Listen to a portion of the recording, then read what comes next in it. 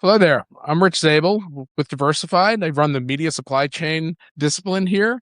I work primarily with our customers and our internal engineering staff and all of our vendors to make sure that we provide the best solutions possible for media supply chain solutions in the not only the sports world, but the entire M&E world. First, let me introduce Trevor Morgan, CEO of OpenDrives. Please tell us a little bit about yourself. Yeah, thanks, Rich. Hi, my name's Trevor Morgan. I am the CEO of OpenDrives. I really don't like to talk about myself a lot, but I'll indulge you. Why am I listening to this guy?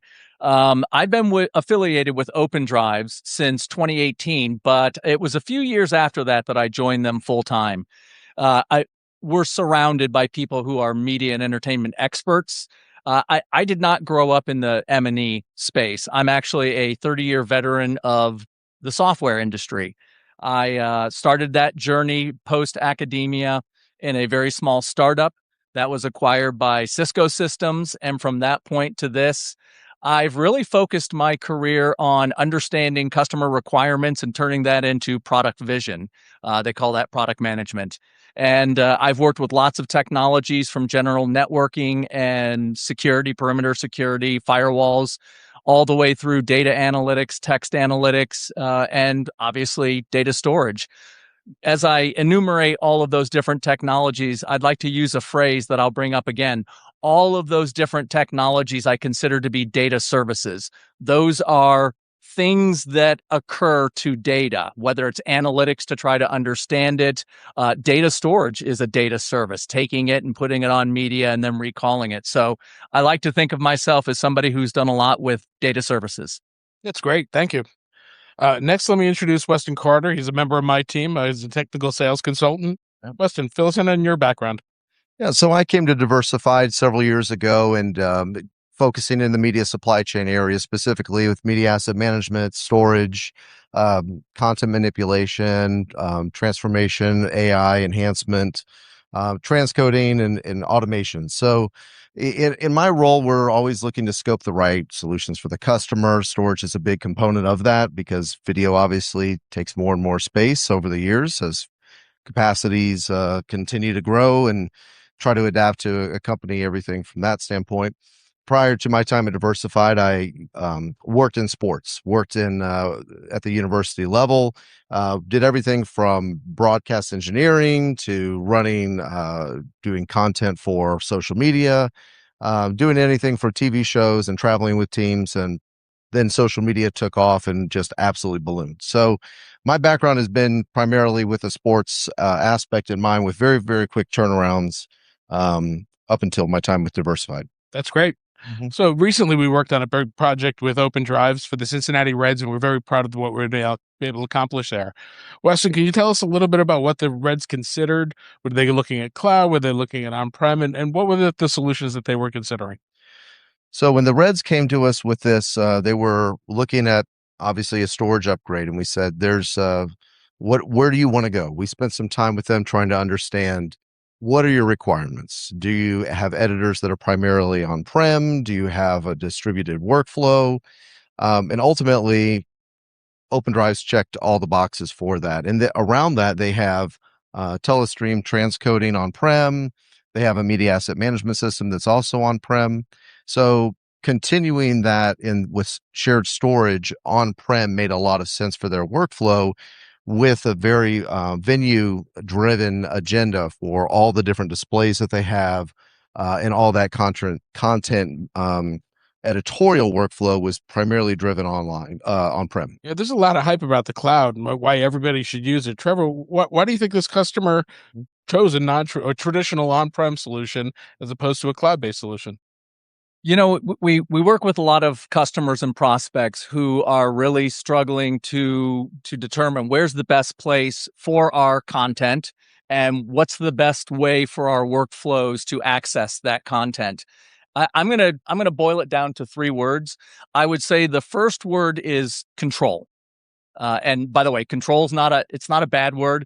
If you've just invested a whole lot of money into a brand new Maserati, you probably want to control it. You want to have it near you. You want to have it in your garage under lock and key, maybe, rather than sitting out in some some parking lot somewhere. And I think a lot of people look at their most valuable asset, and content is, in my opinion, the most valuable asset, and they want to control it. They want to know where it is, they want to know how to get to it, and they want that access to be very, very performant. So I think there's a comfort level in looking at on-premise capabilities and weighing it against cloud. I think the second one is cost. And I know that we've all spent the last 10 years hearing that cloud resources and cloud capabilities are the most cost efficient way to go. And I'm not throwing shade on that. Cloud does many wonderful things for our customers and prospects, and it can be cost efficient in ways. In other ways, it can actually kind of create a shock when you are accessing a lot of very large and complex video from the cloud and pulling it either to the edge or back on site and working with it. That can create some egress fees, and those can add up quickly. So I think that cost is a second issue for them. So we've got control and cost, and I think the third is performance. When we look at the M&E industry, when we look at sports organizations, all of these organizations are working with very complex video, very large video sets, and they're doing it in real time. And they need the most performant resources, including the data storage that's going to be handling those workflows. And I think then that makes them consider, can I do this in the cloud, or at least partially or full on pulling it onto an on-premises system? Is that the right way to go? We hear time and again from our customers, and we say to our prospects that if you want to ensure the most control and cost efficiencies, as well as having the most performant support for those workflows, I think that's the reason that teams like the Reds do that. Perfect sense. Yeah. But are there uses for the clouds in the sport or the cloud in the sports environment? Where do you see it? Absolutely. You know what? I always think of a pendulum, right? And if the pendulum's swinging back and forth, and we have on premise on one side and we have cloud on the other, I think that there's a great swath of that spectrum in between, and we call that hybrid. And I think this is the reason that we try to become very consultative with our prospects and customers. And as we worked with the Reds and other organizations, we need to understand what is the best approach. And I would say that usually it's not an all-in on cloud or even an all-in on premise. It's finding the right hybrid mix so that those workflows can achieve what they need to do. And ultimately, the content is where it needs to be. I think hybrid is the name of the game here. Hybrid is where we're seeing most of our customers go, whether it be sports world or other worlds as well. So why do customers, in your opinion, start with I'm all cloud or I'm all on-prem, and don't just start with a hybrid solution? I think I can use two words for that. One is innovation, and the other, well, I'll start with innovation. And I look around here, and we have a lot of technical innovators, and people who are hands-on technical innovators like to take something that's emerging and take it to its furthest extent to see, what can this do? I want to explore it to its fullest extent. And I think that as we've done that over the past 10 plus years with cloud, we've seen all of the wonderful things that it can do with accessibility and spinning up and tearing down resources at need. So I think that innovation is one of those things that is really important here. I think the other side of that, I think I'm just going to end with innovation. I think that we take that to its extreme, and then we realize the other side of that can also be very intriguing. And why go all in on one side or the other? So, Weston, you're intimate with the sports environment. You're dealing with it almost every day. Where do you see customers starting out? What's their propensity, and what are the reasons they start looking one way or another before they, in many cases, wind up in a hybrid solution? Right. Oftentimes customers start with what they know, right? And a lot of times they start with on-prem storage because they also come over from working with local content, and that's what they're comfortable with. They move to an all on-prem model, and then they find maybe that isn't the most flexible for them. And at the end of the day, they need the performance, but they need the flexibility. They find themselves inheriting traditional IT tools. You find everything that's not necessarily tuned for media and entertainment. And with these larger files, they tend to get a lot more performance issues. And at the end of the day, you're finding that hybrid is where you need to be, but you need to find the best compromise in that performance What approach. are the formats that the Reds are using, and has that helped drive the decision?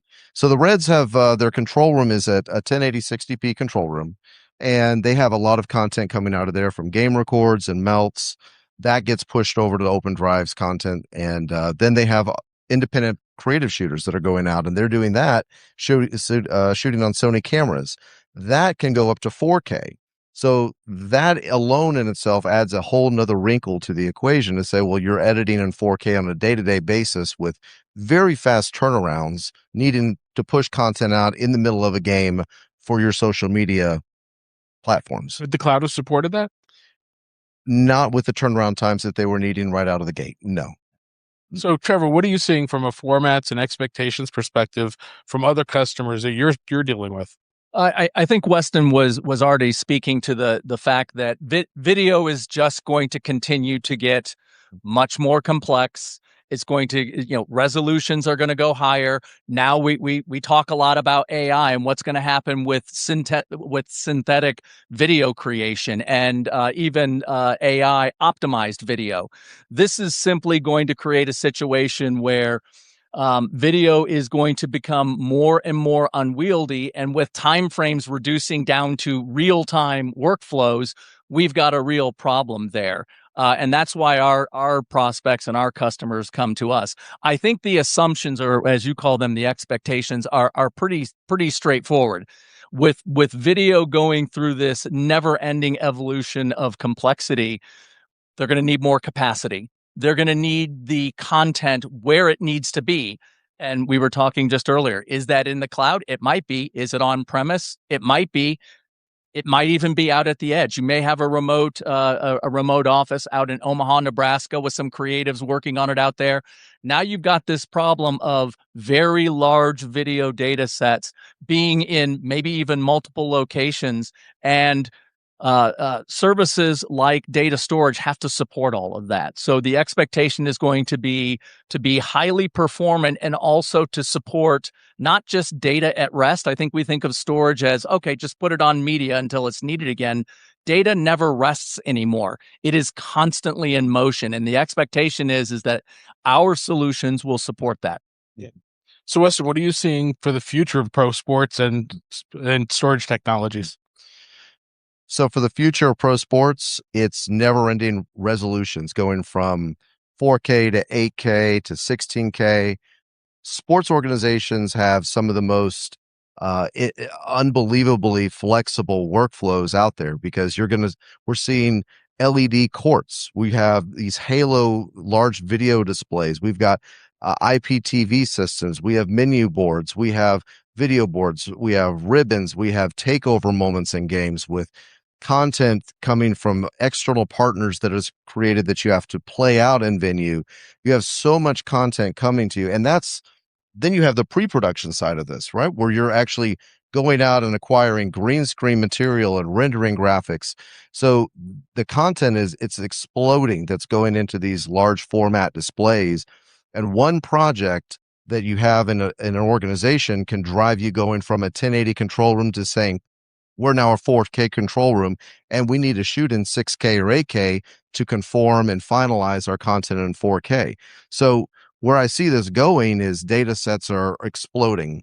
People are having to have more data available at their fingertips at very, very quickly, and it's only going to continue to grow. Sports is always at the cutting and bleeding edge of where the technology is going. Mm-hmm. We're seeing that evident throughout the trade show floor here at NAB. Mm-hmm. So what are the other parts of the industry learning from sports, and what do you think that impact is going to be? Mm-hmm.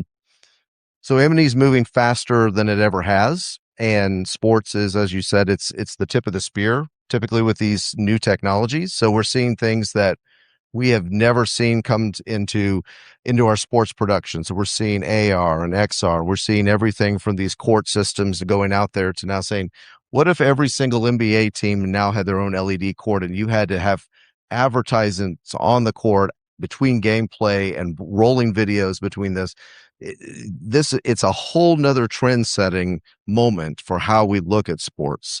and the amount of content that your fans are experiencing in these venues and also expect on social media, they don't want to leave the stadium and not have a connection. You don't want that either. You want to continue with that connection with your fan base. They want to be able to continue that throughout. So at the end of the day, you don't want there to be a disconnect. You want it to complement your teams and your focus and your engagement with your fans. So you're continually churning your content around and repurposing it time and time again. So making it accessible is an unbelievably important effort at the end of the day, and making it so you can find it and get to it and use it for quick turnarounds. Very interesting. That's really insightful. So Trevor, CEO of OpenDrives, you got some decisions to make, right? Are you going to go on-prem? Are you going to go in cloud? You're going to go hybrid? We've got all these wild formats, and formats keep getting more higher resolutions. So what are you going to do to drive OpenDrives forward in terms of the coming short-term and long-term, and where are you going to take us from a technology perspective? Yeah, we've been. I say we as OpenDrives. I think every company that provides data and content storage is on the same journey. I think if you think back 10 years ago, data storage or content storage was kind of the yawn aspect of data needs to sit over there for a while until we need it again.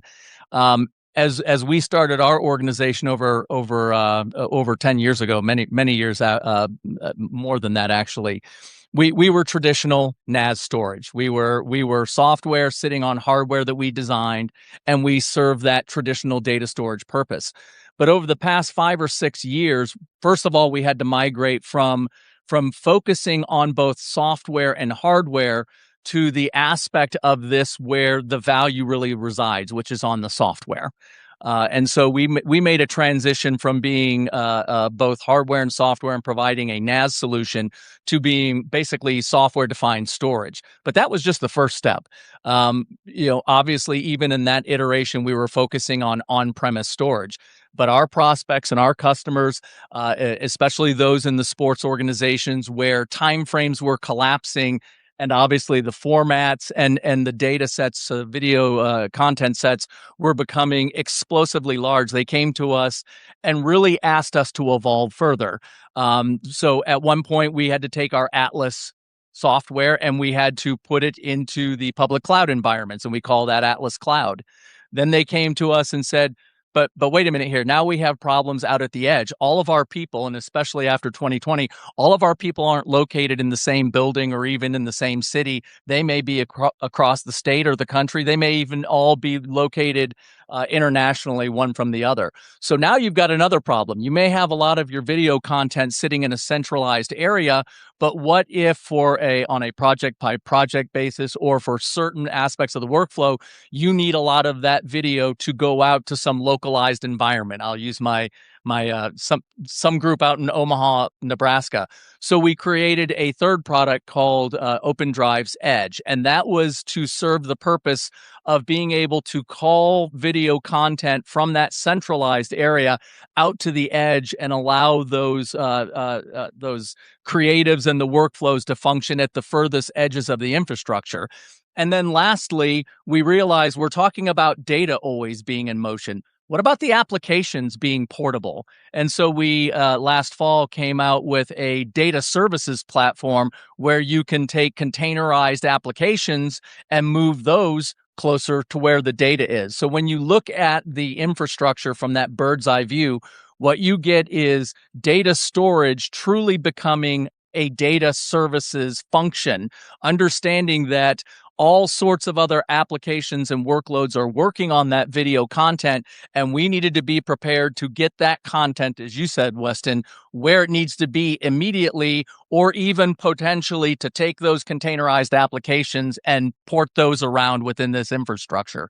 So we've become a data services company. That's fantastic. And we know why we're a strong partner with OpenDrives, and we look forward to the future with that as well. Any closing thoughts, Weston? Organizations are increasingly looking at ways that they can monetize their content. We're seeing more and more teams doing their own follow series and doing docu-series behind the scenes with their teams and working with different OTT platforms. So at the end of the day, monetizing your content is where people are looking for the next step. How are you monetizing your content when it comes to your in-venue experience? How are you going to monetize it when it comes to your social media experience? How do you monetize and engage with your fans and keep them coming back and wanting to engage with your teams in person?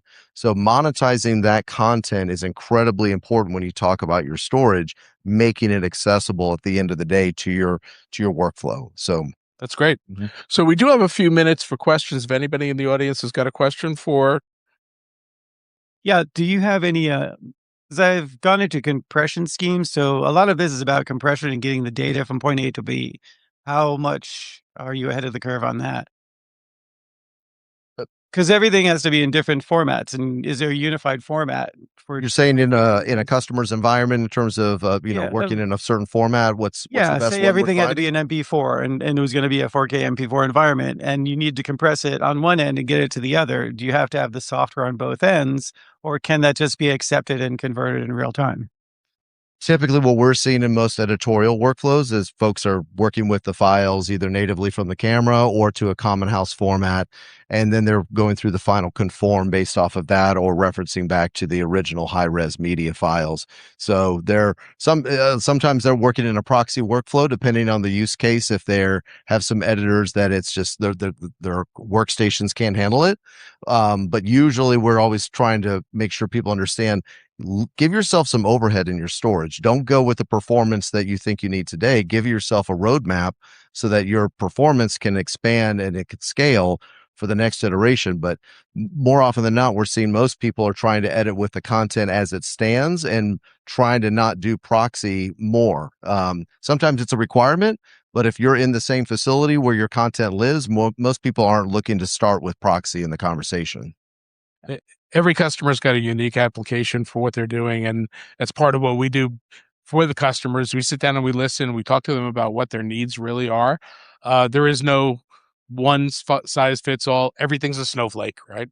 Yeah, and your question really touches upon the fact that yes, if your creatives aren't right there in that same building and they are working either with uncompressed or other challenging formats, that's the reason that we created OpenDrives Edge so that we can have these data sets set automatically to flow out to these edge environments, and then the creatives are working on those in a more localized sense. And even if you're talking about maybe some of the data is out there in the cloud. I spoke about those egress fees. If people are constantly pulling that from the cloud, either to the edge or centralized on-prem, you're going to incur huge egress fees. So this same product that we just released, OpenDrives Edge, also enables people out in these edge environments to take that data from the cloud once, and then the creatives are working directly in a localized sense and not incurring egress fees over and over and over. And also with the more challenging file formats too, it's being cached locally out at the edge. Okay. Are there any other questions? If not, the three of us will be available once we come off stage to discuss anything you'd like to know more or dig in deeper.